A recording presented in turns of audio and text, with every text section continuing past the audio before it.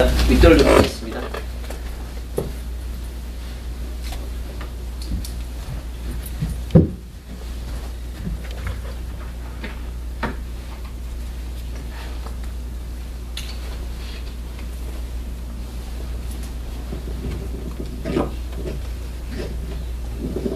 할렐루야. 아멘.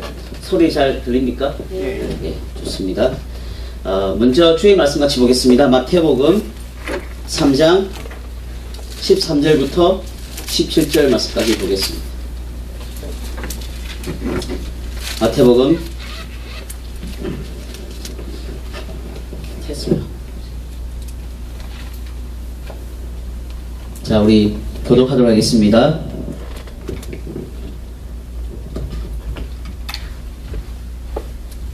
이때 예수께서 갈릴리로부터 요단강 이르러 요한에게 세례를 받으려 하시니 요한이 말려 이르되 내가 당신에게서 침례를 받아야 할 터인데 당신이 내게로 오시나이까. 예수께서 대답하여 이르시되 이제 허락하라. 우리가 이와 같이 하여 모든 의를 이루는 것이 합당하리라 하시니 이에 요한이 허락하는지라. 예수께서 침례를 받으시고 곧 물에서 올라오실새 하늘이 열리고 하나님의 성령이 비둘기같이 내려 자기 위에 임하심을 보시더니 하늘부터 소리가 있어 말씀하시되 이는 내 사랑하는 아들이요 내 기뻐하는 자라 하시니라. 아멘. 예, 반갑습니다. 비록 많은 사람이 모이지 않았지만은 부흥의 원리, 그리고 하나님께서 역사하시는 축복의 원리는 항상 동일합니다.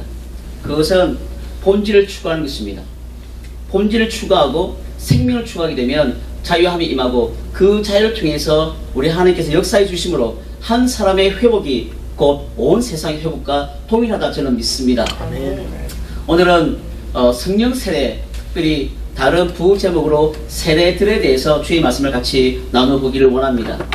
제가 초등학교 4학년에 딱 진학을 하니까는 그때 CA라고 해가지고요, 그 가외 활동, 그러니까 학생들의 가외 활동이 이제 새로 추가가 되더라고요. 그때 선생님들이 애들 보고 야, 너네들 어떤 취미 활동을 할 것인지 하나 선택하라 그러더라고요. 그래서 저는 뭘 선택할까 고민하다가 탁구를 한번 치고 싶어가지고요, 탁구반에 들어갔습니다. 탁구반에 들어가니까는 제가 탁구 칠 때 보니까 이게 백 있잖아요. 쫙 하고 드라이브를 칵 밀면은 굉장히 그게 보기 좋습니다. 그 공이 막 휘어 가져가면은 야, 꼭 고개를 푸는 것 같고, 그래서 저도 한번 드라이브나 백을 한번 좀 쳐보자 싶어가지고, 그래서 이 탁구부에 들어갔는데 딱 들어가니까는 제일 먼저 가르치는 동작이 요거더라고요.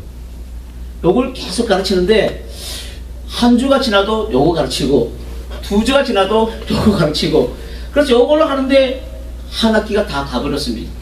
굉장히 지루하고 굉장히 재미없었지만 요것을 자꾸 하다 보니까는 나중에 제 스스로 탁구를 이제 치는데 굉장히 큰 도움이 되는 것을 제가 많이 발견했습니다. 왜 요걸 계속 했느냐? 그게 탁구의 기초거든요. 기초는 무엇이냐? 제일 먼저 하는 것입니다. 그럼 왜 제일 먼저 합니까?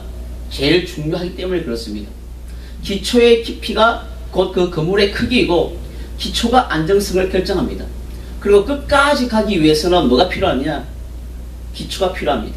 중간에 허물어지고 중간에 그만두고 중간에 포기하는 이유가 무엇이냐? 바로 그것은 기초가 부족하기 때문에 그렇죠.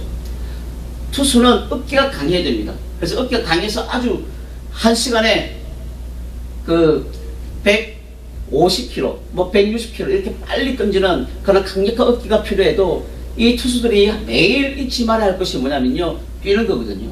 그 뛰는 게 왜 필요합니까? 하체를 튼튼히 하는 것이 바로 투수의 생명을 좌우하는 기초이기 때문에 그렇습니다. 우리 크리스찬에게도 기초가 필요합니다. 기초가 무너지는 사람은요, 신앙이 굉장히 불안정하고 신앙이 불안정하기 때문에 오래가지 못하고, 그리고 시험과 환난 때에 굉장히 허약하게 넘어지고 실족하는 것을 볼 수가 있습니다. 그건 다 파고 들어가 보면요, 기초가 부족하기 때문에 그런 거죠. 우리가 예수 그리스도 안에서도 기초가 있는데 이 기초를 히브리서 6장 1절과 2절 말씀 보면은 그리스도의 초보라고 이야기하고 있습니다. 너희는 그리스도의 초보를 버리고 죽은 행실을 회개함과 하나님께 대한 신앙과 그 다음에 안수와 세례들과 그 다음에 부활과 영원한 심판의 교훈의 틀을 닦지 말고 온전한 데 나아갈지라 그랬습니다. 그러면은 그리스도의 초보에 해당된 것이 뭐가 있냐면 하나님께 대한 신앙, 그리고 죽은 행실을 회개함, 또 세례들. 근데 여기서 보면은 세례를 단순하게 하냐고 baptisms라고 되어 있습니다. 즉 복수형 어미를 썼거든요. 그러니까 세례들이라고 하는 것은 2개 이상의 종류가 있다는 것을 말해주고 있는 것이죠. 그런데 우리 크리스찬들은 세례하면요 물세례만 생각합니다. 그걸 하기 때문에 하나님의 말씀을 바라보는 기초가 굉장히 허약한 거예요. 그걸 하기 때문에 어떤 자기가 경험하지 못한 것을 보면은 괜히 두렵고, 그리고 하나님에 대한 진리에 대한 지식이 부족하기 때문에 자유함을 누리지 못하는 것이죠. 주님께서는 믿음의 단계가 있음을 우리에게 말씀하셨습니다. 요한 1서 2장을 보게 되면은 아이들아, 자녀들아, 내가 이것을 기록하면 너희 죄가 예수 그리스도 이름으로 죄사를 받았으며, 그 다음에 청년들아, 내가 이것을 쓰는 것은 너희가 하나님의 말씀이 가여 너희가 악한 자를 이겼으며, 그리고 아비들아, 내가 이것을 쓰는 것은 너희가 태초에 계신 이를 알았음이라 그랬습니다. 그러면 여기서 자녀들아, 이걸 뭘 말합니까? 썬데이 스쿨을 말할까요? 청년들아, 이거 청년부를 보고 이야기하는 걸까요? 아비들아, 이것은 장년부를 두고 말하는 걸까요? 그것은 장년부나 주일학교나 혹은 청년부를 말하는 것이 아니라 그리스도 안에서 있는 영적인 단계를 말해주고 있는 것입니다. 그러므로 요한복음 8장에서 예수님께서는 자기를 믿은 제자들에게 이르기를 너희가 진리를 알지니 진리가 너희를 자유케 하리라 그랬습니다. 하나님 우리를 자유케 합니다. 무엇이 우리를 자유케 하냐? 나는 자유다 해가지고 자유가 되는 것이 아니라 하나님의 진리에 대한 지식을 분명히 알고 또 주의 영이 있는 곳에는 자유함이 있다고 말했으니 성령으로 내 영혼이 참된 자유자를 누리고 그 자유자가 본세자인 것입니다. 할렐루야. 아멘. 자유자는 내가 가고 싶은 데 다 갑니다. 딴 것까지 정의되려 그랬잖아요. 하나님께 가라는 곳에 갑니다. 쉽습니다. 왜냐하면 전 세계가 나의 교구이고 성령의 인도함을 받게 되면요 사람의 관습과 전통과 그리고 문화와 세상의 이론에 매이지 않기 때문에 세상을 중복하고 다스려 나갈 수가 있게 되는 것이죠. 이것이 무엇이냐? 파격적인 것입니다. 예수를 믿기 전에는 이런 것이 안 나오는데 예수를 믿고 진리를 알고 성령을 알게 되면 파격적인 역사가 내 삶 가운데 나타나게 되는 것이죠. 아멘. 그러면 주님께서는 이 성경을 통해서 세례들이라고 했는데, 그러면 성경을 통해서 우리에게 제일 먼저 나타나는 세례가 뭐냐? 그것은 세례 요한의 세례입니다. 세례 요한의 세례와 크리스찬들이 받는 세례는요 물 세례인데, 물 세례는 형태는 동일하지만 그 의미가 다릅니다. 세례 요한이 요단강에서 세례를 베풀고 있을 때에 그때 예수님께서 오십니다. 그러니까 세례 요한이 뭐라 그럽니까? 왜 내게로 오시나이까? 세례를 받을 자는 나인데 왜 내게로 오시나이까? 그랬더니 예수께서 말씀하시기를 이제 허락하라. 우리가 이와 같이 하여 모든 의를 이룬 것이 합당하리라 그랬습니다. 그러므로 이 세례 요한의 영적인 의미는 무엇이냐면은 하나님의 의를 이루기 위한 세례입니다. 그럼 왜 하나님의 의를 이루기 위한 세례인가? 세례 요한은요 특별히 특별히 부르심을 받은 사람이 세례 요한이죠. 그래서 그는 소리라 그랬고 예수님께서 말씀이라 그랬습니다. 그는 광야에서 외치는 소리이고 그 소리를 통해서 말씀을 영접하라는 것이죠. 그래서 주의 길을 예비하기 위해서 특별히 하나님의 은총으로 그리고 엄마의 뱃속에 있을 때부터 선지자로 택정받은 사람이 바로 이 세례 요한입니다. 세례 요한의 아버지가 누굽니까? 사가랴입니다. 사가랴는 직업이 뭐죠? 제사장입니다. 제사장의 직분이 뭡니까? 속죄사역입니다. 속죄사역은 뭐냐면 로마서 6장 23절 말씀 보면 죄의 삭은 사망이라고 그랬잖아요. 그러면 죄를 지으면 죽는 것이 하나님의 공입니다. 의를 향하면 사는 것이 하나님의 법이고 법칙이고 공입니다. 그런데 사람이 죄를 범해가지고 죽어버리면은 생명을 받을 수가 없잖아요. 사람은 죽음에서 다시 살아날 수 있는 권리가 아직 허락이 되지 않았기 때문에. 그래서 하나님께서는 이 구약시대에 사람이 죄를 범해도 살아날 수 있는 방법을 제공해 주신 거예요. 그게 바로 속죄입니다. 속죄 제물입니다. 그래서 사람이 죄를 범하면 그냥 제사장에 가는 것이 아니라 반드시 제물을 갖고 오는 거예요. 제물을 갖고 오면 제사장은 그 제물에다가 안수를 합니다. 왜 안수를 하냐? 이 안수는 굉장히 여러 가지 의미가 있는데, 그래서 이 성경을 보면 그게 그리스도의 촉으로 그러잖아요. 안수의 의미를 알아야 안수의 파워를 느낄 수가 있고 그걸 내 삶 가운데 내 영혼이 누려나갈 수가 있는데, 안수의 의미를 모르고 그냥 목사님 안수해 주세요. 안수해 주세요. 머리가 뒤밀고 하니까는 안수의 능력을 맛보지 못하잖아요. 왜냐하면 그리스도의 초보를 아직 모르기 때문에 그런 겁니다. 안수를 하면요, 이게 넘어가는 거예요. 그래서 제사장이 제물에 대해 안수하면 사람의 죄가 어디에 넘어가냐면 동물에게 넘어갑니다. 그러면 이 동물의 운명은 무엇입니까? 죽는 것이죠. 그런데 문제는 무엇이냐? 구약시대의 제물들은 다 동물들입니다. 짐승들이기 때문에 짐승의 한계는 영이 없다는 게 문제인 것이죠. 사람은 영적인 존재라고 그랬잖아요. 창세기 2장 7절 말씀에 하나님께서 사람을 흙으로 만드시고 그 다음에 그 코에다가 생기를 불어넣으시니 사람이 뭐가 됐다 그랬죠? 생명, 영적인 존재라는 것이죠. 그러나 동물에 대해서는 영이 없다 그랬습니다. 그래서 전도서 말씀 보면 동물은 죽으면 그 혼이 땅으로 내려간다 그랬죠. 즉 동물은 죽으면은 그 혼이 소멸됩니다.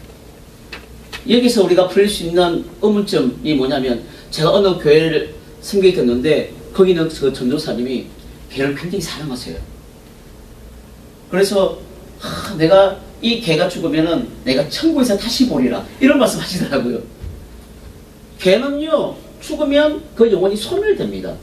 만일에 개가 영이 있잖아요. 그는 하나님과 교통할 수가 있습니다. 하나님은 영이시기 때문에 같은 성질은 같은 성질끼리 만나거든요.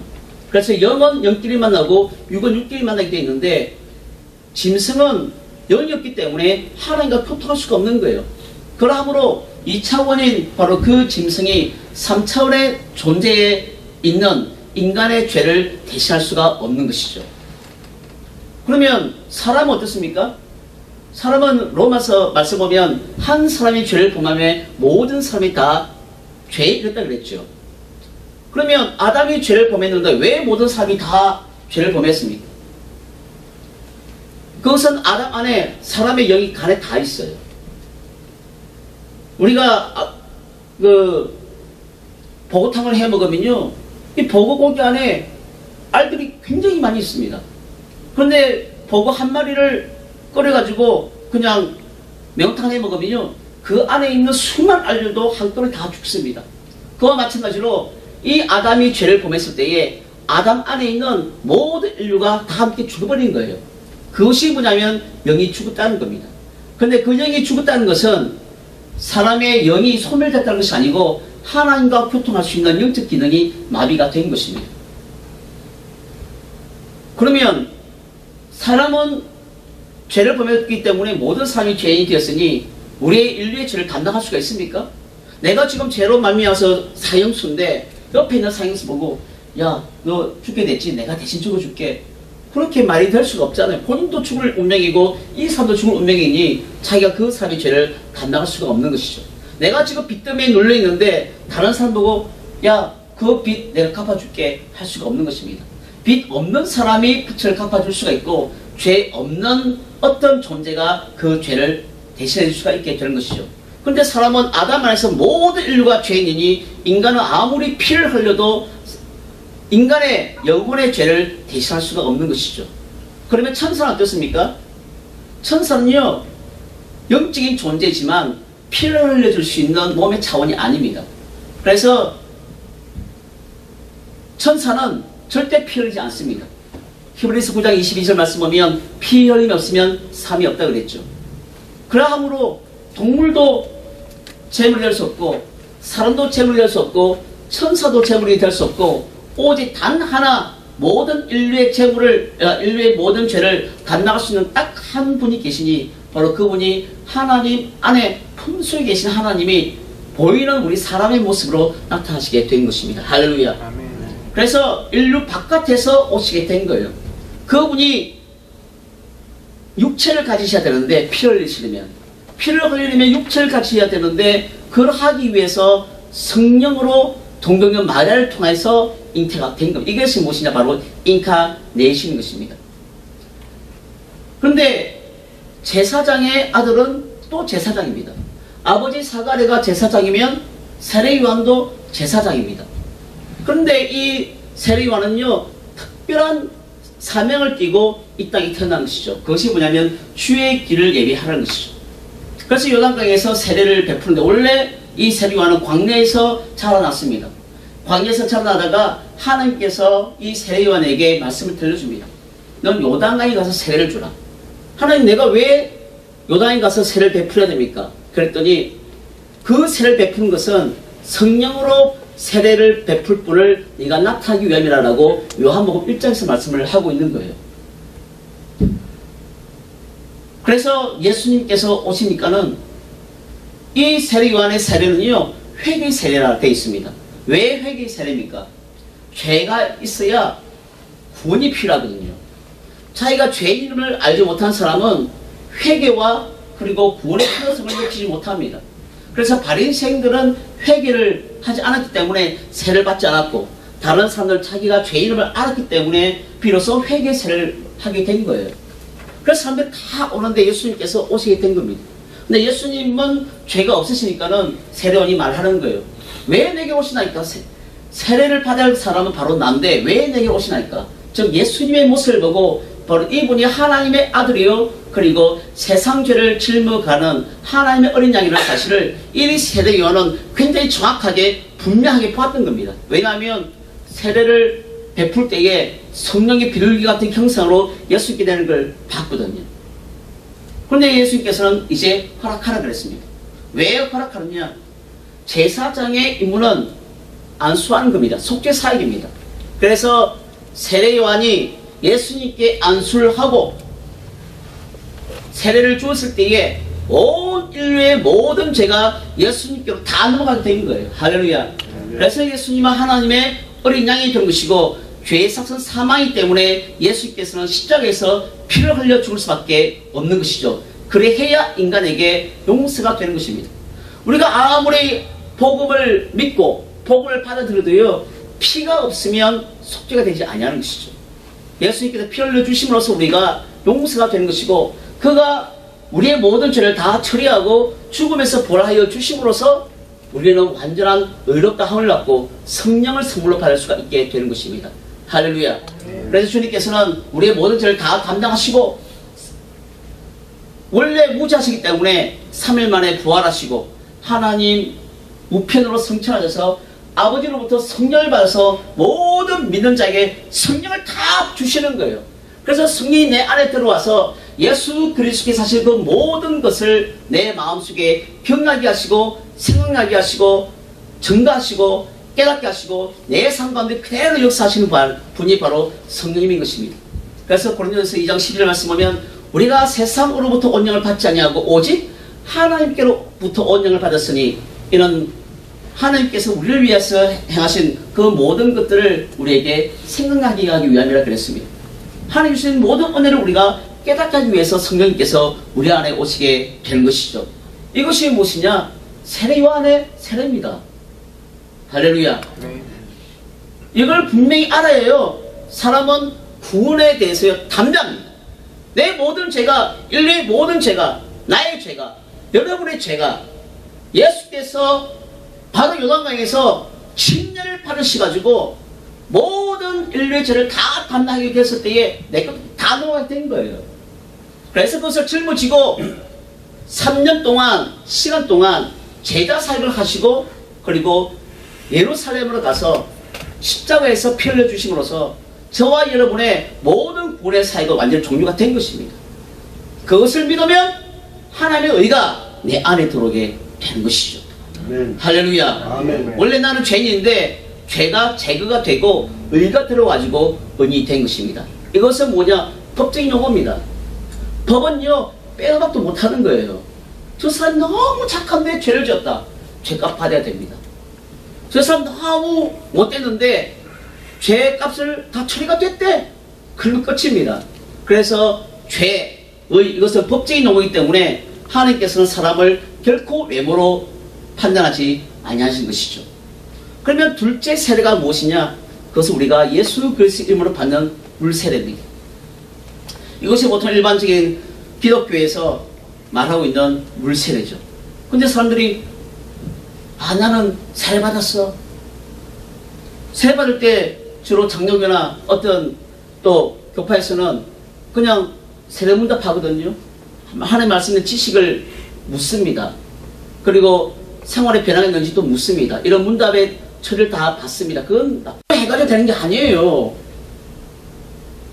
하나님의 영이 너희 안에 있어야 너희가 육에 있지 아니한다 그랬습니다.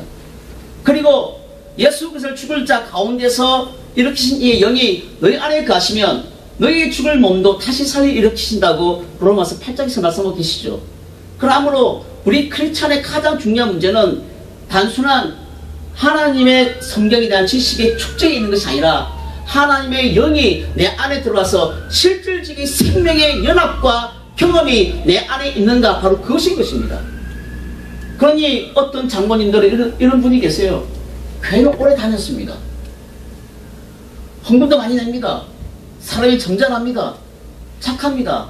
그러니까 목사님 시킨 대로 주일날 오십시오 하니까 주일 잘 오고, 예배 넣지 마십시오, 예배도 잘 오고, 그 다음에 보니까 잘 오시거든요. 세례 받으시죠? 어떻게 하면 됩니까? 오늘 다 공부하세요.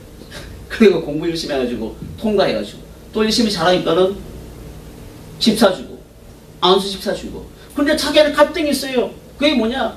하나님에 대한 체험, 하나님에 대한 경험, 하나님이 내 안에서 실질적인 개인적으로 내 안에 어떤 의미를 가지는가, 그 분야에 대해서는 뭐냐면 여전히 궁금하고 확신 쓰지 않고, 그래도 이미 장로를 됐는데 장로님 구원받으셨어요? 이렇게 말하는 사람 아무도 없는 거예요. 자기는 구원에 확신이 없는데. 그런데 직분은 뭐냐, 벌써 장로가 된 거예요. 얼마나 마음속에 갈등이 있고 얼마나 불쌍합니까?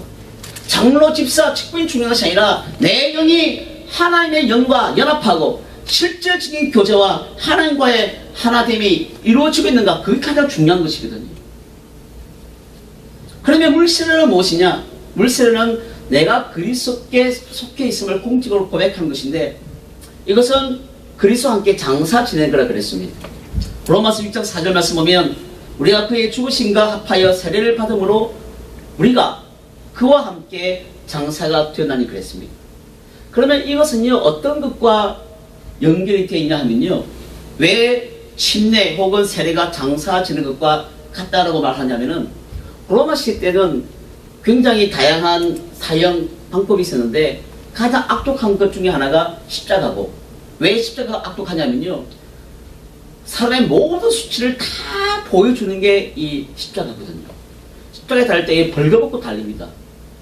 그런데 십자가의 형태는요, 사람을 빨리 죽게 한 게 아니라 고통을 최대한 많이 느끼고 최대한 고통스럽게 하고 죽이는 게 바로 그게 십자가입니다. 몇 시간 동안 있으니까는 그 십자가에서 대여섯 다 보는 거예요.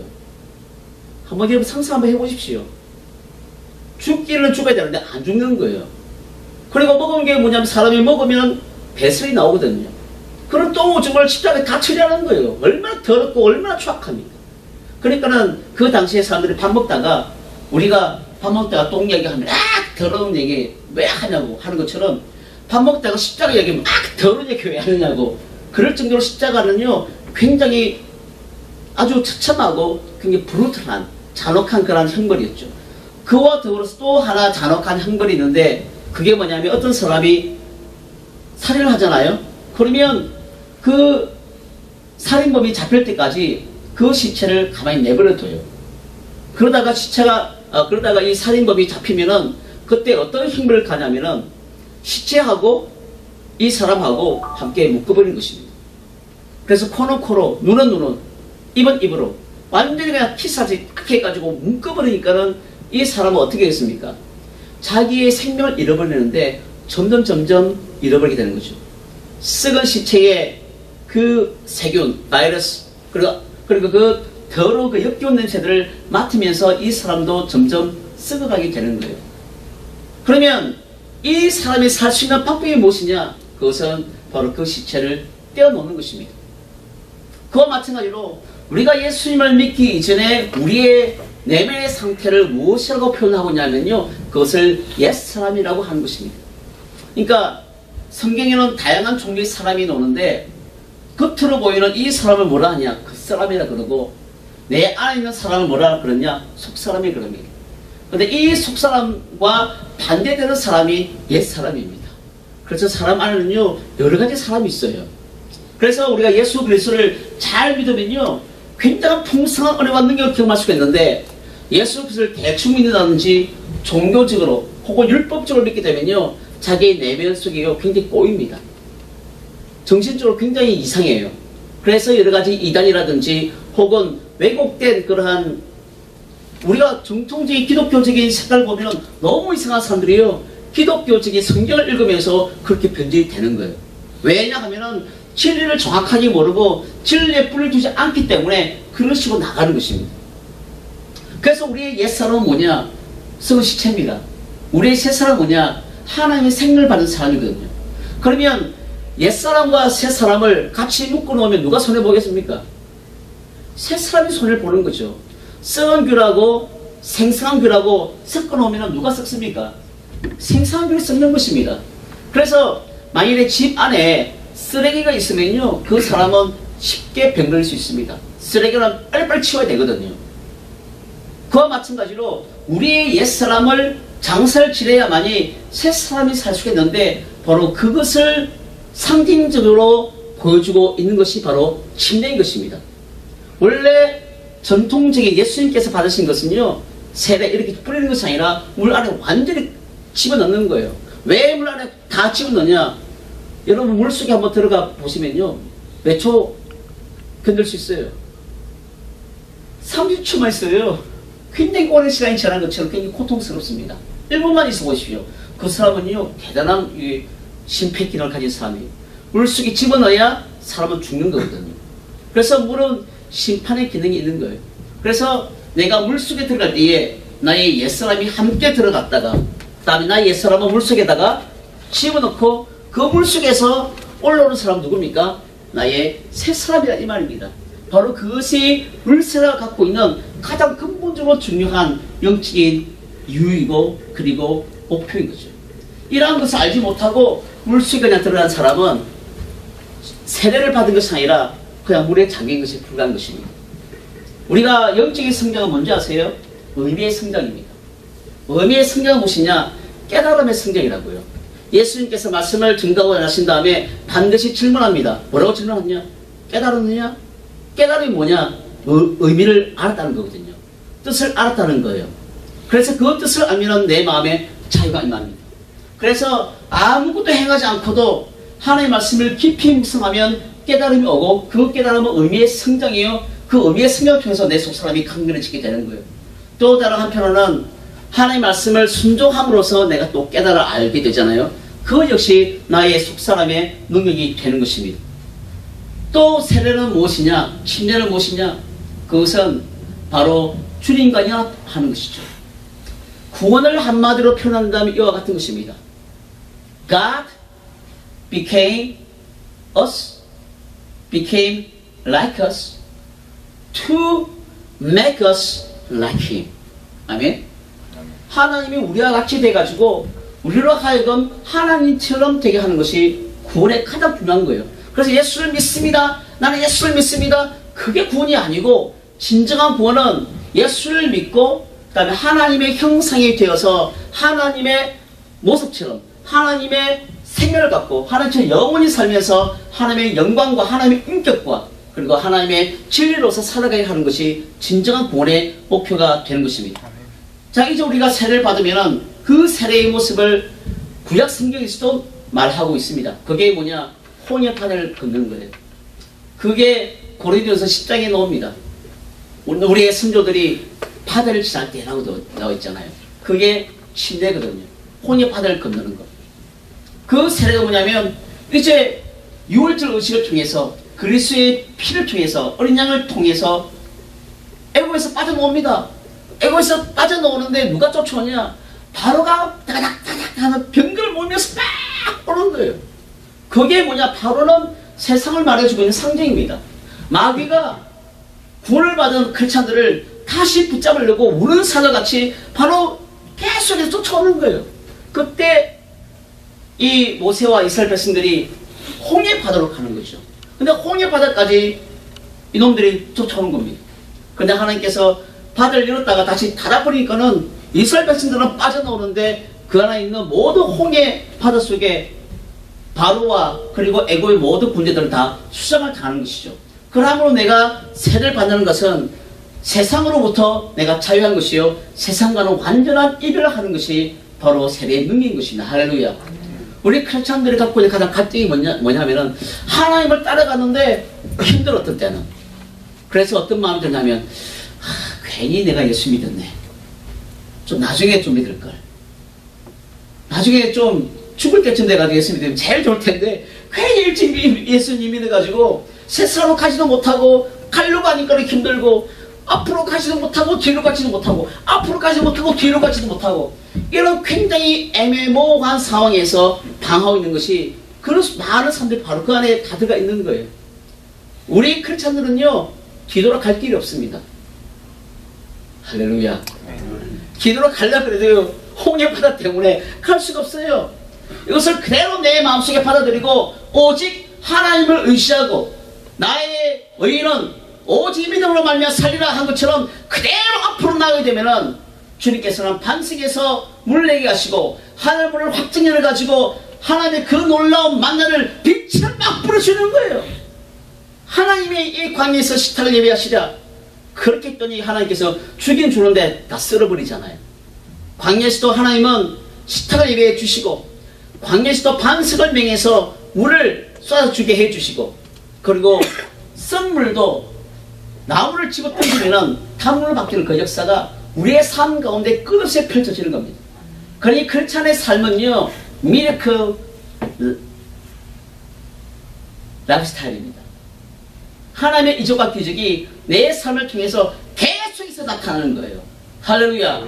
그것을 믿고 그것을 외치고 그것을 선포하고 그리고 그것을 슬로건으로 삼고 나아가게 되면은 내 삶에 있는 문제가 하나님의 능력으로 쪼개질 역사가 일어날 줄로 믿습니다. 또 세례는 무엇이냐?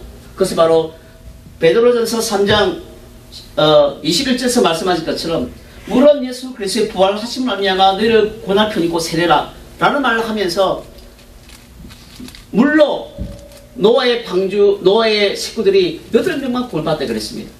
그래서 노아의 시대는 믿음을 가진 노아의 식구들만 그 홍수 가운데 살아남고 나머지는 다 죽어버린 것이죠. 그러므로 하나님께서는 세례라고 하는 것은 바로 구원의 표인 것이고 구원의 능력이고 내 믿음의 고백인 것입니다. 이게 뭐냐? 물세례입니다. 요거를 내 마음에 받아들이고, 다른 문답도 중요하지만 이러한 영적 사실을 내 마음속에 받아들이고 아멘, 주님 나의 옛사람을 과감하게 매장하고 주님과 함께 연합하여 내가 살아가겠습니다 라고 고백을 하는 그 고백이 참으로 세례받은 사람의 모습이고 태도이고 능력이 되는 것이죠. 이게 두 번째 세례입니다.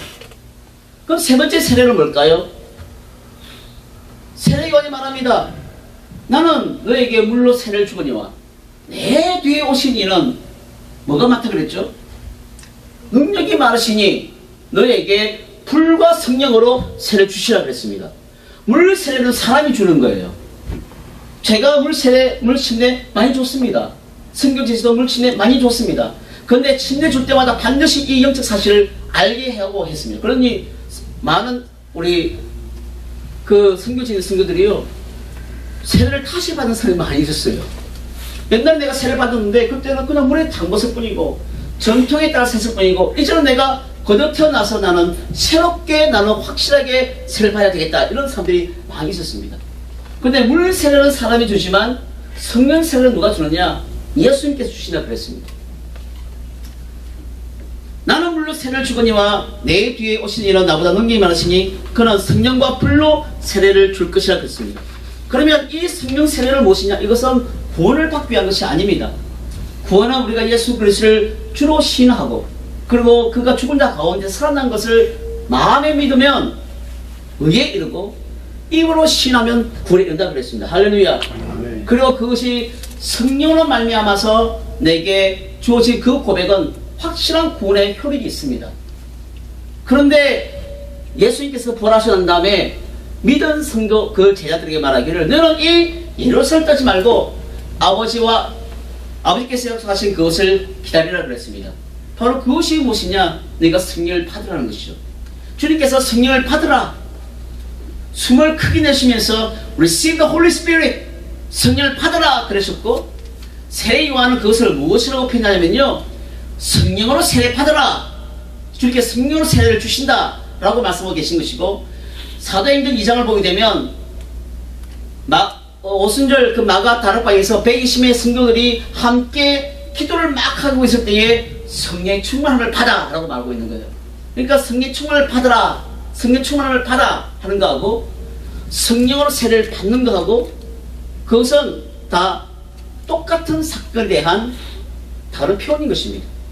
그래서 성령은 하나님의 영이기 때문에 하나님의 영이라고 그러고, 그리스도를 증거하기 때문에 그리스도의 영인 것이고, 예수님의 영이기 때문에 예수의 영이라 하는 거예요.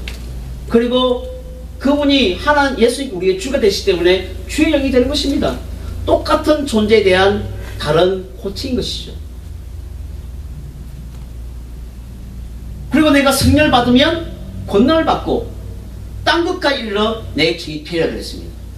여러분, 우리가 현재 한국 교회가 선교사를 많이 내보냅니다. 저는 그런 것에 대해서 굉장히 감사하지만, 또 다른 한편으로 제가 느끼는 것은 뭐냐면, 선교사들이 해외로 가기 전에 먼저 성령을 받아 그리스도의 권세와 능력을 받고 해외로 가야 된다고 저는 생각합니다.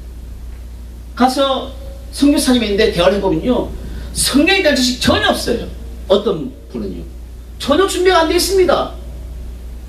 주께서 말씀하신 그대로 행할 그런 준비가 안 되어 있습니다. 교회를 섬기는 주의 종의 목회처럼 이게 뭐겠습니까? 우리가 왜 목회처가 필요합니까? 주님께서 말씀은 나를 믿는 자는 나와 같은 일도 할 것이요, 이보다 더 큰 일을 하리니 내가 아버지께로 가며 그랬잖아요. 그러면 너는 지금까지 구하지 않았어, 이제는 구하라. 그래야만 받으리니 너희 기쁨이 충만하리라 그랬습니다. 내 이름으로 기도하고 예수께서 행하신 것을 우리가 자세히 들여다보고 그대로 우리가 행하기를 원하고 순종을 하게 될 때에 초대교회 역사가 우리 삶 가운데 나타날 줄로 믿습니다. 아멘. 할렐루야. 아멘. 이것은 우리의 도전입니다. 이것은 우리에게 주어진 미션입니다. 이것은 우리에게 주어진 놀라운 하나님의 계명입니다. 그래서 주님께서 마태복음 28장에서 너는 모든 족속을 제자를 삼아 아버지와 아들과 성령의 이름으로 세례를 주라 할 때, 그 세례는 단순한 물 세례뿐만 아니라 성령 세례 받는 것을 다 포함한 것이라고 저는 믿습니다. 우리가 그렇게 의미의 확장을 갖고 성경을 균형 있게 바라보게 될 때에 사도행전의 역사는 우리에게 새로운 모습으로 우리에게 다가오게 되는 것입니다. 성령을 부인하는 교회는 없습니다. 성령을 부인하면 어떻게 됩니까? 이단이에요. 성부, 성자, 성령, 삼일체 하나님. 이건요, 교리 우리의 기독교의 정통 닥트린일 뿐 아니라 그것은 하나님의 존재 양식입니다. 창세기 1장에 27절에 인간을 만드실 때 어떻게 했습니까? 하나님이 가라사대 우리의 형상과 우리의 영광을 따라 그랬잖아요. 하나님 단수인데 우리라고 복수가 있잖아요. 삼일체 하나님을 그대로 보여주고 있는 거예요. 그래서 성령님은 하나님입니다. 아나니와 삽비라가 헌금 다 준다 해가지고 빼돌렸잖아요. 그랬더니 베드로가 그럽니다. 이거 성령을 왜 속이냐? 사람을 속인 것이 아니라 하나님을 속이려고 그랬습니다. 그러니 성령님을 뭐라 그랬습니까? 하나님을 그랬거든요. 그러니까 성령님을 부인하는 교회는 이 세상에 없습니다. 그런데 어떤 교회는 많이 있느냐? 성령의 사역을 제하는 교회는 굉장히 많습니다. 성령을 부인하는 교회는 없지만 성령님을 제한하는 교회는 굉장히 많이 있습니다. 그럼 우리는 어떻게 해야 됩니까? 성령님을 인정할 뿐만 아니라 또한 교회의 양육자시요, 또 나의 믿음과 나의 구원을 보존해 주는 그리스도의 영으로서 우리가 성령님을 철저히 의지하고 환영하고 나가야 하는 것입니다. 그런데 이러한 성령님에 대해서 성령님의 존재를 인정하지만 부인하는 경우는 성령님에 대해서 부정적인 경우이고, 또 다른 한편은 뭐냐, 극단적인 케이스가 있어요. 극단적인 케이스가 뭐냐, 하나님의 진리의 말씀을 제쳐놓고 성령님만 막 사모해요. 그건 굉장히 위험한 것입니다. 성령님은 오직 그리스도를 증거하는 거예요. 그리스도가 무엇입니까? 말씀입니다. 태초에 말씀이 계시니라, 이 말씀이 하나님과 함께 계셨으니 이 말씀은 곧 하나님이라 그랬죠. 그분이 누구냐? 예수님 아닙니까? 그러므로 말씀을 도외시하고 하나님의 이 진리의 말씀을 도외시하고 성령의 은사와 사역과 예언만을 추구하는 그 모든 것들은 마땅히 경계를 받아야 균형을 이루지 못하기 때문에 수많은 문제들이 기독교 안에서 발생을 하고 있는 것이죠. 어떤 극단적 경우는 지성적인 믿음, 말씀은 많이 하는데 성령님에 대한 분야는 너무 닫혀있고, 어떤 분야는 너무 영적으로 나아가는데 말씀에 대한 분야는 너무 무식한 것이죠. 주님께서는 너희는 사람의 떡으로만 살 것이 아니요 하나의 입으로 나오는 모든 말씀을 살 것이라 그랬으니 성경 66권 진리의 말씀 모두가 우리에게 교훈과 생명과 능력을 주시는 것입니다. 할렐루야. 저는 이것을 항상 저희 교회 성도님들에게 언제나 강조해서 말합니다. 신약적인 교회를 우리는 추구하지만 신약적인 교회 같은 경우에서는 구약을 알아야 되는 것이고 성경 66권 진리의 말씀 모두가 하나의 몸인 것이니 하나도 버리지 않냐고 오직 성령의 시각과 복음의 능력으로 율법을 재해석하고 그리고 그 말씀에 있는 모든 영적 원리들을 우리가 어답시를 해나간다면 우리는 주님 안에서 굉장히 풍성하고 아름다운 성장을 해나갈 수 있다라고 저는 가르칩니다. 저는 우리 플래튼 아가페 교회도 그러한 정말 멋있는 교회, 말씀과 성령의 균형을 이루는 놀라운 생명의 교회가 되기를 예수님으로 축원합니다. 그러면 이제 우리가 성령 세례를 받으면 주어지는 특징들이 있습니다. 보통 이 성령론에 대해서 많은 이슈가 되고 그리고 아르규먼트가 되는 게 뭐냐면 방언이거든요. 어떤 사람들은 말씀만 보고 말씀만 아주 너무 사랑하는데 어떤 보면 랄랄랄랄랄랄랄 하니까 굉장히 무식해 보이거든요. 뭐 저런 게 있어. 또 한쪽에서는 이 오순절 계통에서는 성령 방언도 하지 않고 말씀이 하나님의 영도 없는 것들이 무엇을 이렇게 하고 있어. 이렇게 서로 양극단에서 뭐냐면 정죄하고 오해하는, 그래서 그리스도 안에서의 몸 안에서의 많은 오해와 그리고 아픔들이 있는 것을 볼 수가 있습니다. 우리는 하나님의 말씀은요 균형 있게 바라보면요 전혀 문제가 없는 거예요. 그러면 방언은 뭐냐? 방언은 표적이라고 그랬습니다. 마가복음 16절 말씀 보면 믿는 자에게 따른 표적이 있으리니 저희가 내 이름으로 뭐한다 그랬죠? 귀신을 쫓아내고 새 방언을 말한다 그랬습니다. 그러므로 방언은 뭐냐? 믿는 자에게 따르는 표적입니다. 주께서 성탄하신 다음에 제자리 나가서 말씀을 두루 전파할 새 주께서 함께 역사하사 그 따르는 표적으로 뭘 증언한다 그랬죠? 말씀을 확실히 증거한다 그랬습니다. 그러니 표적은 무엇이냐? 말씀을 증거하는 기능을 갖고 있는 거예요. 사도 바울은 방언을 다른 사람보다 더 많이 말함으로 감사한다 그랬습니다. 그러면 하나님께서 방언을 주신 이유가 뭘까요? 방언은요 언어가 아닙니다. 방언은 기도라 그랬습니다. 고린도서 14장 2절 말씀을 보면 방언은 내 영혼, 사람은 알아듣지 못하고 내 영혼이 하나님께 그 비밀을 말한다 그랬죠. 그러니 방언은 뭐냐면요 기도하라고 하는 거예요. 사람에게 와사라라라 와라라라 그렇게 하는 게 아니고 방언은 하나님께 드리는 거라니까요. 하나님께 내가 온 힘을 다해서 드리게 되면 그것을 통해서 역사하시게 되는데 왜 그러냐 하면은 영이라고 하는 건요 때로는 형식을 파괴하는 것이 있습니다. 애가 거듭 태어난 애가 있잖아요. 애가 아기들이 자기 의사표현이 있습니다. 그런데 뭘 못하냐? 말을 못해요. 그래서 으아! 으아! 으아! 그러면 무슨 뜻이냐?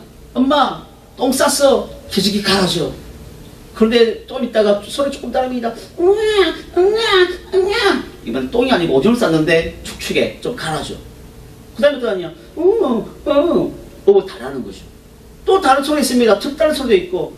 그러니까 의사표현을 하긴 하는데 자기가 할 수 있는 능력이 없는 거예요. 그래서 로마서 8장 말씀 보면 우리가 하나님께 마땅히 구할 바를 내가 알지 못하는데 성령이 말할 수 있는 탄식으로 성령을 위해서 친히 강구한다 그랬습니다. 그러므로 내 영이 성령의 충만을 받게 되면 성령께서 말의 하심을 따라서 내 영의 필요한 것을 따라 하나님께 기도하게 되는 거죠. 기도를 하게 되면 내 영혼이 강건함을 받을 수가 있습니다. 어떤 사람은 이런 욕구가 있어요. 하나님의 인자함이 뭡니까? 왜 한 번도 느껴본 적이 없으니까. 하나님은요 God is everywhere입니다. 아멘. 하나님 어디든지 계세요. 이게 하나님의 편재성입니다. God is omniscient. 하나님은 어디든지 다 계시고 모두를 다 인지하시는 것이죠. 그런데 God is here. 이게 뭡니까? 프레전스거든요. 하나님의 임재함입니다. 하나님의 임재함 가운데 들어가기 위해 가장 좋은 것 중에 하나가 뭐냐면 방언이에요. 그래서 방언을 하게 되면요, 내 사람은 자기가 살아가면서 느끼고 생각했던 것들이 처음에는 내 의식에 있다가요, 좀 있으면 그게 사라집니다. 사람은 다 기억할 수가 없거든요. 그게 어디로 들어간지 아세요? 사람 의식 속에 들어가요. 그래서 부정적인 사건을 많이 겪었던 사람은요, 그 사람의 잠재의식 자체가 굉장히 산성화되어 있습니다. 그래서 신경질 잘 내요. 별것도 아닌데. 왔어. 왔어 했는데 신경질을 내요. 왜냐하면은 그 사람의 잠재 속에 부정적인 경험과 의식들이 많이 깔려 있거든요.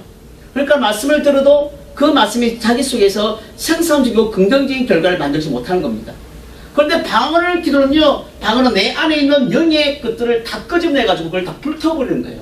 그래서 방언으로 내가 그 뜻을 잘 알지 못하지만 생명을 다해서 막 기도하게 되면은 그걸 통해서 내 마음이 굉장히 시원해집니다. 그게 뭐냐면 내 안에 있는 이 쓰레기들, 나의 내면을 가득 채우고 있는 이 쓰레기들을 성령의 불로 불태우게 되면요, 자유와 평강이 내 가운데 임하게 되는 것이죠. 할렐루야. 아멘.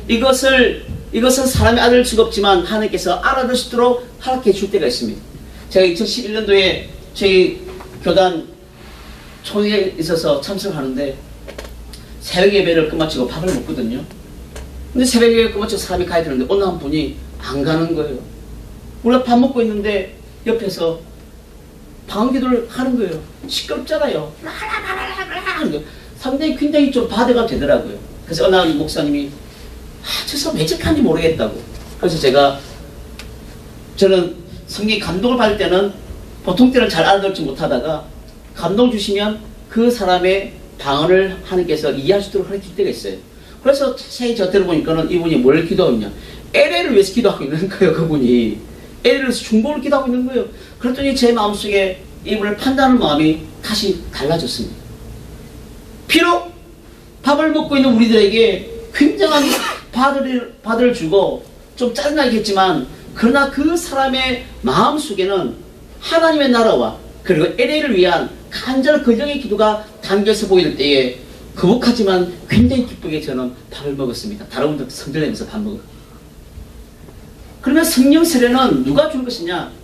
예수님이 주신 것이기 때문에 꼭 우리가 프로그램을 통해서 성령 세례를 안 받아도 받을 수 있습니다. 왜? 물 세례는 사람 주지만 성령 세례는 누가 줍니까? 예수님이 주시잖아요.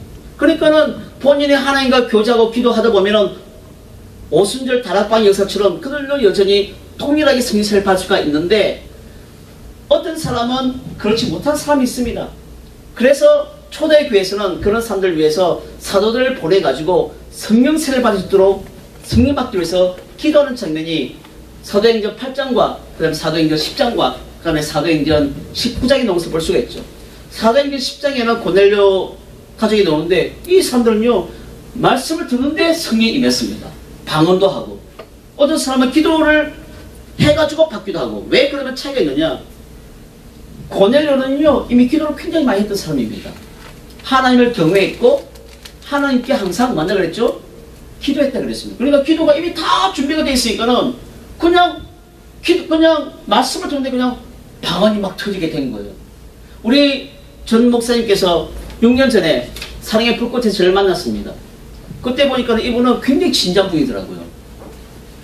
돌을 찾으려고 굉장히 뭐냐면 방언을 많이 하시더라고요. 저는 그것을 이제 짧은 시간에 다 알지 못했지만 진지한 거예요. 그런데 복음을 들었습니다. 그런데 안 믿겨지는 거예요. 뭔가 돌을 찾고 싶은데 안 믿겨지는 거예요. 이게 뭐냐? 미치고 환자가 놀시다 이 말입니다. 뭔가 뻥 뚫려야 되는데.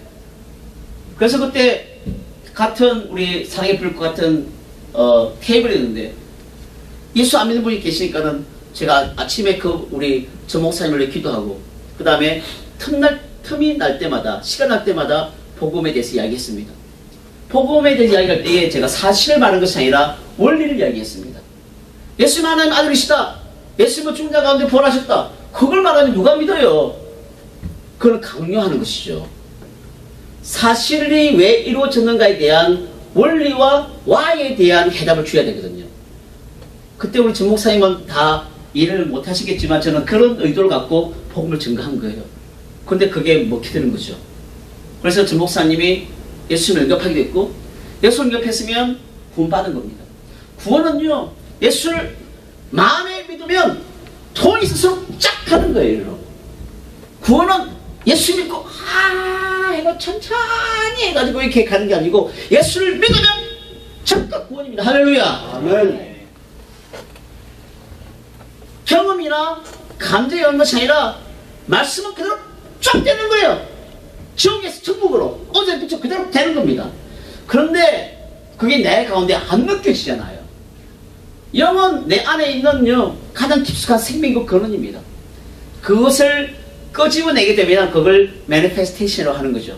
그게 끄집어내면 성령 세례를 받게 되는데 그 성령 세례는 내가 이해할 수가 있는 거죠.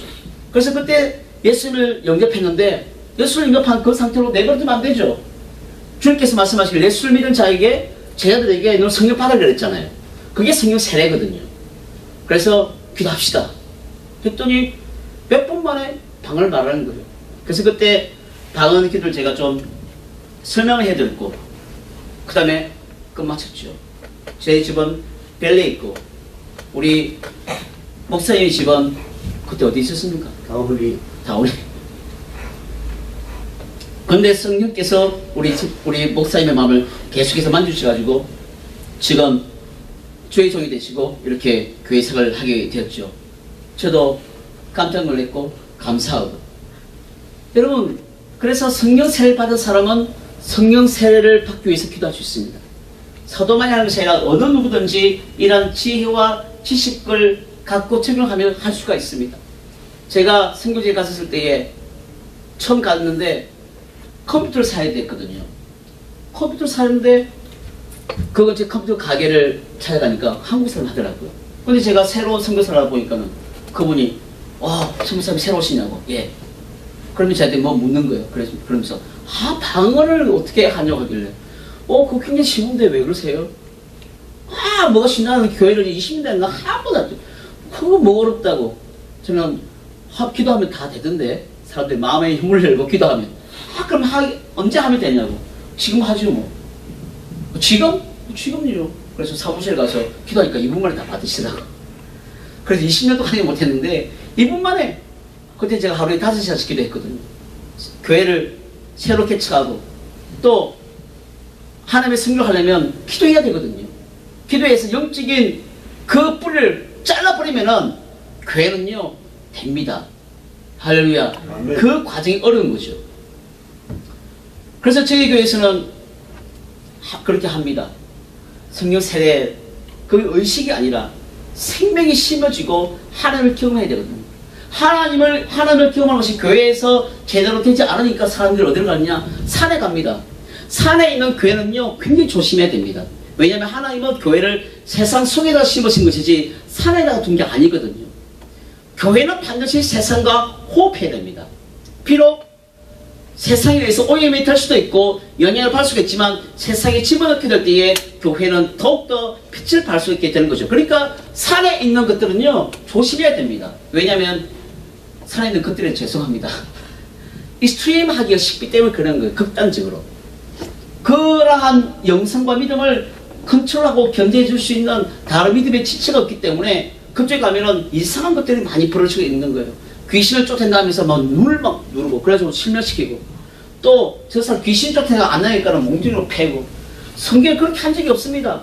주님께서 성령으로 귀신을 쫓아냈고 말씀으로 쫓아냈고 그 다음에 귀신 쫓아내면 너희는 이런 금식과 기도가 아니면 절대로 안 된다 그랬습니다. 그러니 기도를 해야 되고 성령을 해야 되고 그 다음에 말씀으로 해야 하는 것입니다. 그러면 성령 세례를 받으면 우리에게 어떤 현상이 나타나는가? 저는 거듭 태어난 크리스찬들은 다 반응할 수 있다고 저는 개인적으로 믿는 사람입니다. 그런데 안 하는 사람이 있어요. 그 안 하는 사람이 뭐냐? 다양한 이유가 있습니다. 첫 번째, 방언을 열심히 하는데 생활에 모험이 안 되는 사람이 있어요. 그런 사람은 있고는 저렇게 방언을 많이 하는데 돈 떼먹고 거짓말 치고 좋은 사람 해봤자 뭐하냐? 그런 부정기 생각. 둘째는 뭐냐면 이런 방언을 하지 못하는 목회자들이 있습니다. 그런 목회자들은 자기가 못하니까 어떻게 했습니까? 당연히 이렇게 네거티브하게 가르치는 것이죠. 그러면서 이상한 단어들 많이 집어넣습니다. 마귀방언. 성경은 마귀방언이 없어요. 방언은요, 헬라로 보면 글로사이스 헤테로스입니다. 완전히 이질적인 단어라 이 말입니다. 그런 측면을 볼 때에 마귀방언이 하나님께로 왔고, 우리가 예수 그리스도를 믿는 사람이 나타나는 표징이라고 하는 그런 데피니션을 준다면 마귀방언이라는 것은요, 그건 있을 수가 없는 거죠. 또 성령 받으면 잘못된다고, 이런 이상하고 네거티브한 것들이 막 있다 보니까는 한 번도 경험하지 못한 성도 입장에서는 목사님이 그렇게 말하니까 이미 네거티브한 분야들이 이미 많이 심어진 거예요. 그러니까는 이런 말 들으면 판단하는 마음으로 하나님의 말씀을 순수하고 순전하고 그 다음에 열린 마음으로 다 그것이 아니라 편견을 가진 것으로 하게 되니까는 결국은 그 사람은 성령의 사역을 제한할 뿐만 아니라 좀 더 나아가게 되면 어떤 현상을 하는 줄 아세요? 성령의 사역을 모독해버립니다. 성령 사역을 모독해버리면요, 그런 죄는요, 이 세상과 오늘 세상에서 절대 사함이 없는 거예요. 그러니까 굉장히 우리가 조심해야 하는 것입니다. 그러니까 말씀으로 성령의 사역을 우리가 잘 분별하고, 그 다음에 내가 무시하고 내가 부족하다고 해서 함부로 판단하지 아니하는 그러한 균형 있는 태도가 우리 모두에게 필요한 것이죠. 그러면 방언을 성령 세례를 받으면 어떤 인상이 타냐면요, 말이 떠듬떠듬 그려져요. 우리는 언어는요, 입이라고 하는 건요, 구멍이 있거든요. 목구멍. 구멍은 소리를 내는 장치입니다. 그 소리를 뭘로 발음을 바꾸냐면요, 혀를 바꿔가지고 소리를 내는 거거든요. 만약에 구멍이 없으면요, 아무리 혀를 올려도 소리가 안 납니다. 근데 혀를 움직이지 못하면요, 아무리 목구멍이 있어요, 발음의 다양성이 이루어질 수가 없습니다. 그래서 우리가 이 목구멍과 혀를 이용해가지고 입의 모양을 통해서 발음을 내는 거거든요. 그래서 우리나라는 F라고 하는 발음이 없거든요. 근데 F를 하려면은 이렇게 해야 된다고요. 이거는 일반적인 언어이고, 그래서 일반적인 언어는 우리가 알고 있는 문법과 단어, 이런 배를 통해서 언어를 하는데, 이걸 통해 우리가 기도를 하잖아요. 사람들 알아듣고. 그런데 이렇게 기도를 하다가 기도가 잘 안 돼요. 하나님, 이게 뭐냐면 혀가 꼬이는 정세가 방언이 나가려고 하는 거예요. 그때 사람이 내가 왜 이러지 하면서 다시 정신을 가다듬고 한국말로 하려고 그러면 방언이 스탑이 되는 겁니다. 그때에 과감하게 하나님께 맡기면서 하나님 내 혀를 만져주시옵소서 라고 하는 그 마음으로 확 해버리게 되면 방언이 팍 터지는 거예요. 방언이 팍 터지면은 내 안에 있는 나의 내면의 세계가 확 열리면서 막 마음이 뜨거워지고, 그리고 내 안에 막 감격이 임하고, 내 마음에서 하나님을 향한 그런 소망이 막 솜솟고, 그리고 내 안에 있는 내면의 세계가 강력하게 팽창이 되어 가는 거예요. 그러면 귀신을 만나도 두렵지 않습니다. 왜 두렵지 않느냐? 귀신을 심판받은 얘기거든요. 나는 하나님의 심판하는 일이 있으니까 심판받은 일은 다 물리치면 다 떠나가는 거예요. 할렐루야. 이런 영적인 그 세미도만 가지고 그대로 행하게 되면은 우리는 하나님을 경험하고 예수 그리스도 안에서 승리하게 되는 것입니다. 제 교회에 비시장 하시는 분이 계신데, 이분이 예전에 운동을 많이 해가지고 또 한가한 한 분입니다. 근데 이분은 예수를 믿긴 믿는데 이 LA에서 신앙생활을 했거든요. 그래서 강준미 목사님 다니는 그 교회 이런 거죠, 옛날에. 동양성교 교회 다니고 또 신승훈 목사님 교회 다니고 막 그랬는데, 이분은 한 번도 물어본 적이 없다는 거예요. 저 사람 어떻게 하길래 기도하는지 그게 뭐냐, 나도 한번 울어보자. 근데 안 울으시는, 누가 억지로 올려집니까? 그 나이가 62세나 먹은 그런 양반이. 그래서 이분이 나중에 저희 교회에서는 한 달에 한 번씩 성경 대망회를 하는데 이분이 참석하게 되었습니다.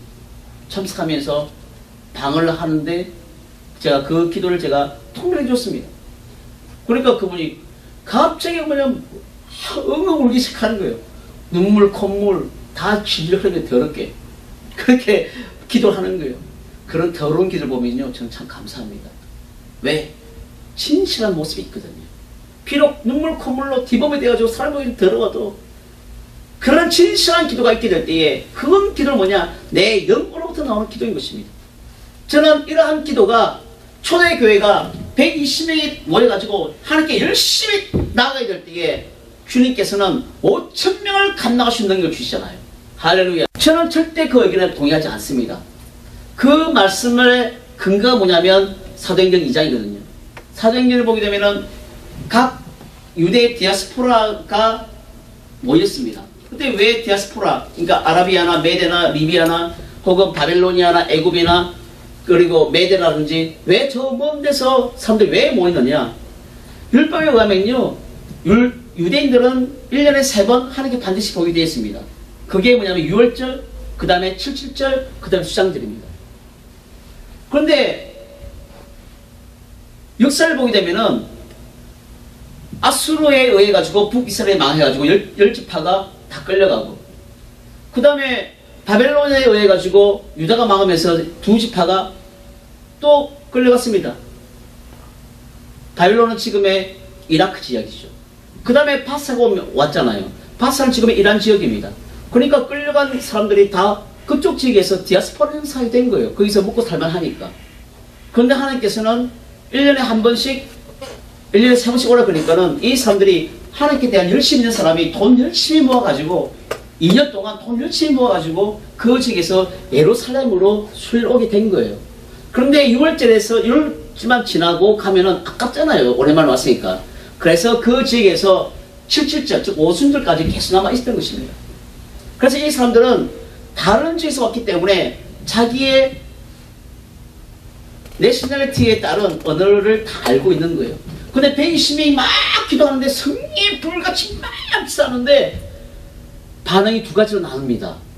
한 가지 반응은 뭐냐? 저들이 우리의 난고 방언으로 하나님의 큰일을 말하는 것이 어찌미뇨 그랬습니다. 이 말은 뭡니까? 사람이 알아듣습니까? 못 알아듣습니까? 알아들었죠. 근데 또 한 부류의 사람이 있었습니다. 어떤 부류의 사람이냐? 못 알아들었어요. 그 사람 뭐라고 그랬습니까? 술 취했다 그랬습니다. 이 사람들은 다 율법을 알고 하나님의 계명을 알고 있는 사람인데, 한 부류는 경건한 유대인은 그래서 알아들었고 다른 부류는 못 알아들었어요. 왜 그럴까요? 방언은요 하나님께 하기 때문에 잘 못 알아듣습니다. 그런데 하나님께서 경건한 유대인들에게 굉장히 순간적으로 그 언어를 알아들 수 있도록 가르쳐 주신 거죠. 그래서 이 사람들이 그때 제자가 되고 난 다음에 어떻게 됩니까? 핍박이 나니까 자기 고향으로 다 돌아야 돼가지고 그곳에서 하나님의 복음이 증거될 수 있는 그런 기초가 마련지게 된 것이죠. 그리고 방언은 하나님께 말하는 것이고 사람은 절대 알아듣지 못한다고 사도 바울이 고린도서 14장에 못 박아서 분명히 말하고 있으니까는 방언은 외국어가 아닌 거예요. 저는 그렇게 확실히 믿습니다. 성경이 그렇게 말하고 있잖아요. 만일에 외국어라면 왜 술 취했다 말하겠습니까? 하나님 큰일을 말하는데 왜 다른 사람을 못 알아듣습니까? 자기 언어로 말하는데. 우리는 그런 면을 보게 되면은, 그러니까는 방언이 외국어라고 하니까 못 알아들으니까는 사람들이 뭐라 그럽니까? 마귀 방언을 하는 것이에요. 외국어를 해야 되는데 성경을 보면 자기는 분명히 외국어라, 남북 방언이라 외국어라 그랬는데 랄랄라 하니까는 마귀 방언 미친 짓이라고 생각하는 거예요. 여러분, 이러한 견해나 오해를요 불식해야 됩니다. 하나님은요 영적인 것은 영적으로 분별하는 것이고 말씀으로 우리가 균형 있게 바라보면 절대 우리는 오해하지 않고 굉장히 건강하게 할 수 있습니다. 모든 크리스천들은 예수 그리스도 믿는 사람은 그리스도 안에서 말씀 안에서 성령의 굉장히 건강한 모든 것들을 경험하고 체험할 수 있는 절대적인 자유가 우리에게 다 있습니다. 할렐루야. 아멘. 제가 오늘 세례들에 대해서 좀 1시간 반에 걸쳐서 제가 좀 말씀을 드렸습니다.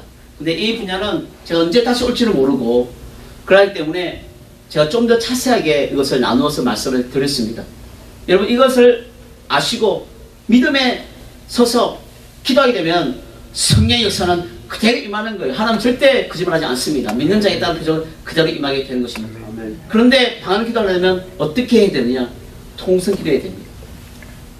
내가 가만히 있으면요 방언 안 나와요. 방언은 스피킹 인어 텅이거든요. 혀로서 이때 스피킹 인어 텅 할 때 이는 뭐냐면요 전치사인데 도구의 인입니다. 그러니까 tongue을 놀려가지고 스피킹한다 이 말입니다. 그러면 입을 가만히 닫으면 혀가 놉니까 안 놉니까? 혀는 가만히 있죠. 그러면 소리 안 나오죠. 그래서 방언 기도를 하시고, 그 다음에 어떤 분은 성격적으로 좀 내성적인 사람이 있어요. 한 번도 통성기도 한번 해본 적이 없어가지고. 근데 그런 분도 과감하게 부끄러움을 떨쳐버리고 하나님께 나오게 되면은 주님께서는 역사하시고, 그리고 여러분이 새로 정말 성령세를 받으시면은, 그리고 통역을 원하시면 저도 함께 이 시간 여러분을 도와드리도록 하겠습니다. 그리고 예언과요, 마지막 이건 말씀드리고 끝내겠습니다. 예언과 방언 통역은요 원리가 똑같습니다. 어떤 사람이 랄랄라 하잖아요. 그 방언 통역이 뭐냐, 그 사람이 하는 것을 감동으로 받아가지고 그 사람이 말해주는 거예요. 그럼 예언은 뭐냐, 예언은 하나님께서 그 사람이 해주는 걸 나를 통해서 주는 거예요. 똑같이 감동을 받고 말해주는 건데, 방언 기도는 이 사람이 말하는 거를 이 사람이 말해주는 것이고, 예언은 하나님께 주신 것을 그 사람이 말해주는 거예요. 그래서 교회에서 선포하는 것은 공동체에게 주는 하나님의 말씀이고, 예언은 뭐냐면 그 사람에게 주어지는 퍼스널 메시지가 예언인 겁니다. 이때 예언에게 해당되는 예자가 뭐냐면 예금 예자입니다. 하나님의 메시지가 예금됐다가 배달해 주는 거예요. 그러니까 요즘 2014년도 12월 달에 한국 전쟁이 터질 거라고 막 외치는 사람은 포천텔링입니다. 그거는요 굉장히 조심해야 됩니다. 그러니까 전쟁이 나니까 사람들이 믿음이 없으니까 어디 갑니까? 캄보디아 가자, 라오스 가자, 베트남 가자 그러잖아요. 왜 그리 가요? 죽어야죠. 거기서, 한국에서 죽을 각오를 갖고 있으면, 천국 갈 생각이 있으면 되는 거예요. 여기가 그리스도가 있다, 저기 그리스도가 있다, 그러니까는 막 우왕좌왕하잖아요. 우리는 천국 갈 준비를 먼저 내 마음속에 갖고 그 다음에 그렇게 해 나가야지. 그런 게 없으면, 그런 담대한 믿음이 없으니까는 그런 포천텔링이나 여러 가지 그런 미혹된 영들이 막 하니까는 막 흔들리잖아요. 주님께서 10월달 온다니까 막 그거 한다고. 여러분, 예수님께서 10월달 오는 거 알아도요 들림 못 받습니다. 준비가 돼야죠. 준비가 돼야 들림 받는 것이지, 안다고 해서 들림 받는 게 아닙니다. 그 들리면, 그런 준비는 평소에 해야 하는 것이죠. 우리 이 시간 찬양하고 우리 한번 통성 기도하겠습니다. 1630